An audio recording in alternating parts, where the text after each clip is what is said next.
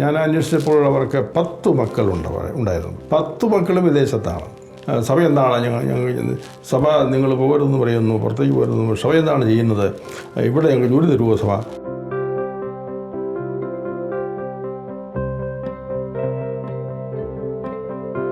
കേരളത്തിൻ്റെ കണക്കുകൾ സൂചിപ്പിക്കുന്നത് നമ്മുടെ കേരളത്തിൽ 60 വയസ്സിൽ പ്രായമായവർ അധികമാണ് എന്നുള്ളതാണ്.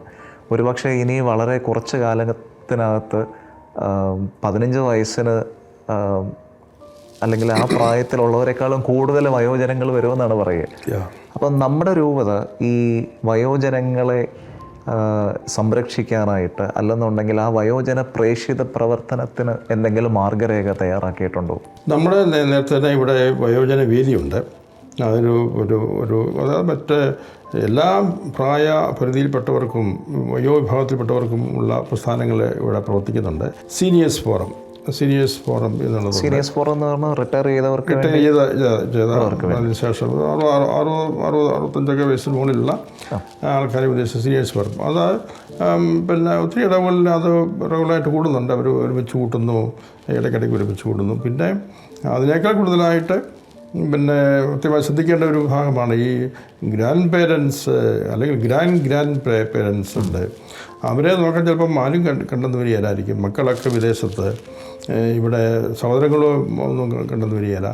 അങ്ങനെ ജീവിക്കുന്ന കുറേ ആൾക്കാരുണ്ട് നമ്മുടെ കുടുംബങ്ങളിൽ. നമ്മുടെ പഴയ കുടുംബ സംവിധാനത്തിൽ ഒത്തിരി മാറ്റം വന്നിരിക്കുന്നു. പണ്ടൊക്കെ വീട്ടിൽ പ്രായമായവരുണ്ടെങ്കിൽ മക്കൾ ആരെങ്കിലും ഒരാളോടെ കാണും, അവരെ സംരക്ഷിക്കാൻ വാർദ്ധക്യത്തിൽ. അതവരുടെ ചുമതലയായിട്ടവർ കണ്ടിരുന്നു. മാതാപിതാക്കൾ ആ തരത്തിൽ കുടുംബജീവിതത്തെ ക്രമീകരിച്ചിരുന്നു. മക്കളാരെങ്കിലും കൂടെ ഉണ്ടാകണമെന്നുള്ള കാര്യത്തിൽ അവർ ഉറപ്പ് വരുത്തിയിരുന്നു. മക്കൾ സന്തോഷപൂർവ്വം അത് നിർവഹിക്കുകയും ചെയ്തിരുന്നു. ഇന്ന് അങ്ങനെയല്ല, നേരെ തിരിച്ച് പേരൻസ് തന്നെ മക്കളെ വിദേശത്തേക്കൊക്കെ പോകാനായിട്ട് പ്രേരിപ്പിക്കുന്നു. മക്കൾക്ക് എത്രയും വേഗം പുറത്തു പോകണമെന്നുള്ള ആഗ്രഹം. അങ്ങനെ ഈ മുത്തശ്ശന്മാരും മുത്തശ്ശിമാരും ഒറ്റപ്പെട്ട് കഴിയുന്ന ഒരവസ്ഥവിശേഷം.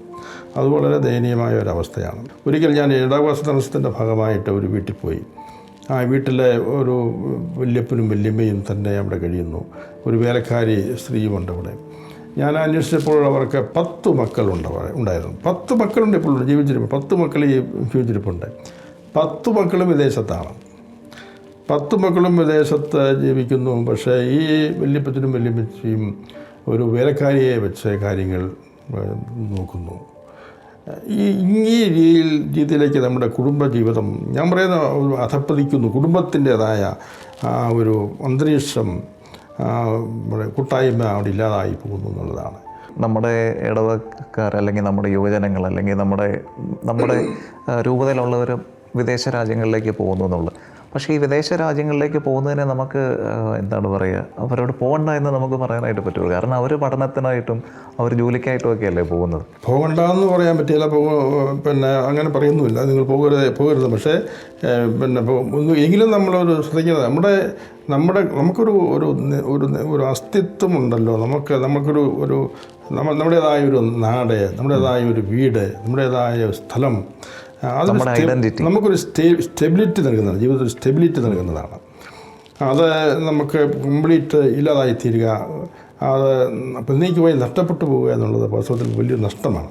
നമുക്കിപ്പോൾ നമ്മളെ ഇവിടുത്തെ സഭ, ക്രൈസ്തവ അല്ലെങ്കിൽ കത്തോലിക്ക സഭ വളരെ ന്യൂനപക്ഷമാണ്. ഇന്ത്യയിലെ നോക്കുമ്പോൾ വളരെ ന്യൂനപക്ഷമാണ്. പക്ഷേ ഈ വളരെ ചെറിയ ന്യൂനപക്ഷമായ ഈ ക്രൈസ്തവ സമൂഹത്തിന് ഇത്രമാത്രം നന്മ, ഇത്രമാത്രം ഈ നാടിൻ്റെ വികസനത്തിന് വേണ്ടി ഇത്രമാത്രം പ്രവർത്തിക്കാൻ സാധിച്ചെങ്കിൽ അതിൻ്റെ കാരണം ഇവിടെ അവർക്ക് ഒരു ഫൗണ്ടേഷൻ ഉണ്ടായിരുന്നു, സ്റ്റെബിലിറ്റി ഉണ്ടായിരുന്നു. അവരെ സ്വന്തം വീടിനോ, പ്രത്യേകിച്ച് കേരളത്തിൽ നിന്ന് അവർക്ക് വീടും പുരയിടങ്ങളും ഒക്കെ ഉണ്ട്. അവർ താമസിക്കുന്നു, അവിടെ ഒരുമിച്ച് കൂടുന്നു. ആ കൂട്ടായ്മ, കമ്മ്യൂണിറ്റി ലൈഫ് അവിടെ നിലനിന്നു. അത് പരസ്പരം വലിയ ശക്തിയായിരുന്നു. പിന്നെ ഇടവുകളെ കേന്ദ്രീകരിച്ചുള്ള പ്രവർത്തനങ്ങൾ ഇങ്ങനെയൊക്കെയാണ് നമ്മുടെ അങ്ങനെ സ്കൂളുകൾ പടുത്തുയർത്താൻ സാധിച്ചു. മറ്റ് സ്ഥാപനങ്ങൾ, ആതുരാലയങ്ങളെ പടുത്തുയർത്താൻ സാധിച്ചു. അതൊക്കെ ഇവിടെ ഒരു സ്ട്രോങ് കമ്മ്യൂണിറ്റി നിലനിന്നതുകൊണ്ടാണ്. പ്രത്യേകിച്ച് യുവജനങ്ങൾ, വിദ്യാഭ്യാസമുള്ളവർ, പിന്നെ ആരോഗ്യമുള്ളവർ, ഊർജ്ജസ്വലരായ ആ ഒരു യുവജനത ഉണ്ടായതുകൊണ്ടാണ് ഇതൊക്കെ ചെയ്യാൻ സാധിച്ചത്. ഇനി സംഭവിക്കാൻ പോകുന്നത്, ഇപ്പോഴത്തെ ഈ ട്രെൻഡ് ഇനിയും ഒരു കുറച്ച് വർഷങ്ങൾ കൂടി തുടരുകയാണെങ്കിൽ അടുത്ത തലമുറയിൽ ഇവിടെ യുവജനങ്ങൾ കാണിയല്ല. ഇപ്പം തന്നെ ഇപ്പോൾ തന്നെ പല ഇടപെടും അങ്ങനെ വായിച്ചു തുടങ്ങി. അപ്പോൾ പിന്നെ നമുക്ക് നന്മ ചെയ്യാൻ പോലും സാധിക്കാതെ വരും. നമുക്ക് നമ്മുടെ പ്രായം ചെന്നവരെ ശുശ്രൂഷിക്കാൻ ഉള്ള ആൾക്കാർ ഇവിടെ കാണിയല്ല എന്ന് പറഞ്ഞാൽ നമുക്ക് ഒരു ക്രൈസ്തവ സമൂഹം സഭ എന്ന നിലയിൽ ഇവിടെ നിലനിൽപ്പില്ലാത്തൊരവസ്ഥയിലേക്ക് വരികയാണ്. അത് നമ്മൾ പ്രൂഡൻ്റായിട്ട് ചിന്തിക്കേണ്ട കാര്യമാണ്, അതിന് പരിഹാരം ഉണ്ടാക്കേണ്ട കാര്യമാണ്. അതുകൊണ്ടാണ് ആരും പോകരുതെന്ന് പറയുന്നത്. പക്ഷേ ഒരാളെങ്കിലും കുടുംബത്തിൽ നിലനിൽക്കുകയും ആ കുടുംബത്തിൻ്റെ പാരമ്പര്യങ്ങളും അതിൻ്റെ സംവിധാനങ്ങളും സംരക്ഷിച്ചുകൊണ്ട് അവിടെ ജീവിക്കേണ്ടത് ആവശ്യമാണ്. അല്ലെങ്കിൽ ഇതിൻ്റെ അടിത്തറ തകരുകയായിരുന്നത്. അതുകൊണ്ടാണ് മക്കൾ കൂടുതലുണ്ടാകണം. 4-5 മക്കളുണ്ടെങ്കിൽ ഈ സമുദായം നിലനിൽക്കുകയുള്ളൂ.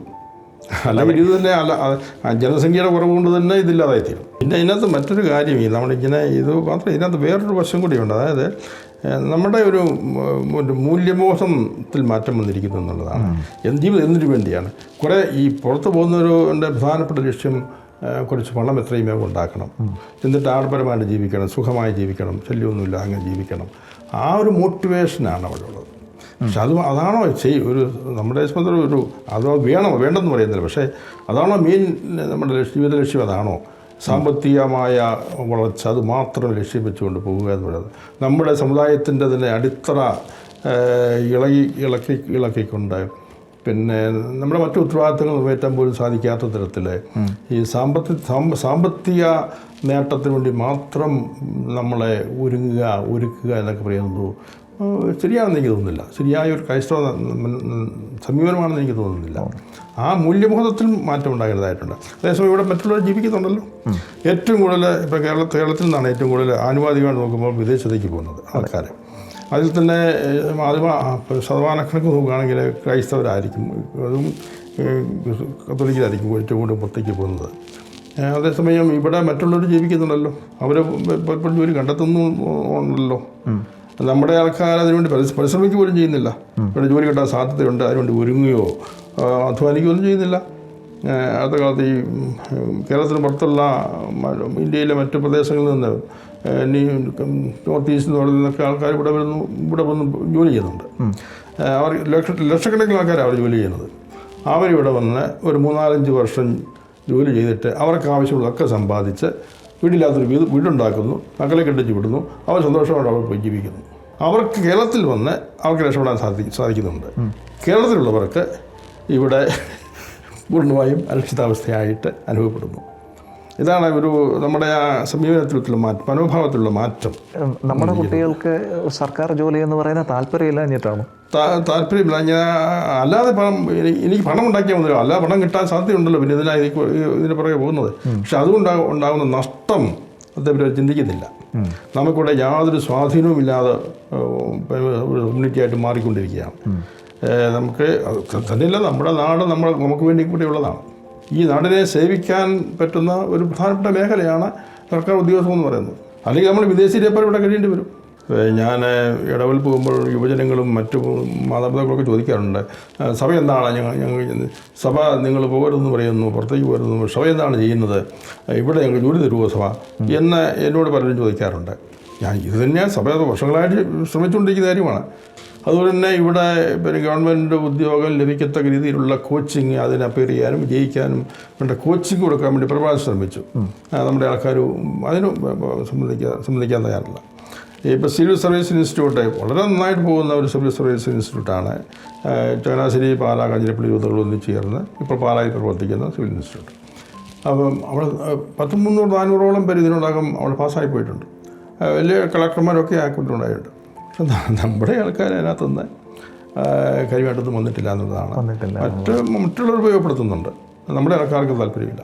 ഈ അടുത്തിടയ്ക്ക് നമ്മുടെ പിതാക്കന്മാരെല്ലാവരും കൂടെ എഴുതിയ ഒരു ജോയിൻറ്റ് സർക്കുലറുണ്ട്, അതിനെപ്പറ്റി ഒന്ന് പിതാവെന്ന് പറയാം. അത് ഈ ഒരു അവസ്ഥ, അതായത് ഇവിടെ നമ്മുടെ ചെറുപ്പക്കാർ, നല്ല കഴിവുള്ള ചെറുപ്പക്കാർ നമുക്കുണ്ട്, ഇൻ്റലിജൻ്റാണ്, ഒത്തിരി ഇനിഷ്യേറ്റീവ്സ് ഉള്ളവരുണ്ട്, അവർ പരിശ്രമിച്ചാൽ വിജയിക്കാൻ സാധിക്കും. പക്ഷേ അവരുടെ ആ എനർജി, അവരുടെ കഴിവുകൾ, അവരുടെ ബുദ്ധി, ശക്തി എല്ലാം പിന്നെ നമുക്ക് നഷ്ടപ്പെടുകയായിരുന്നു. അവർ വിദേശത്തേക്ക് പോയി അവർക്ക് ചെയ്യാൻ പറ്റുന്ന മറ്റ് പല കാര്യങ്ങളും ഉപേക്ഷിച്ചിട്ട് എങ്ങനെ പെട്ടെന്ന് കുറേ പണം ഉണ്ടാക്കാം എന്നുള്ളതിൽ മാത്രം ശ്രദ്ധിച്ച് അവർക്ക് കോൺട്രിബ്യൂട്ട് ചെയ്യാവുന്ന പലതും അവർ മാറ്റി വെച്ചിട്ട് നമുക്ക് നഷ്ടപ്പെടുന്നൊരു അവസ്ഥാവിശേഷമുണ്ട്.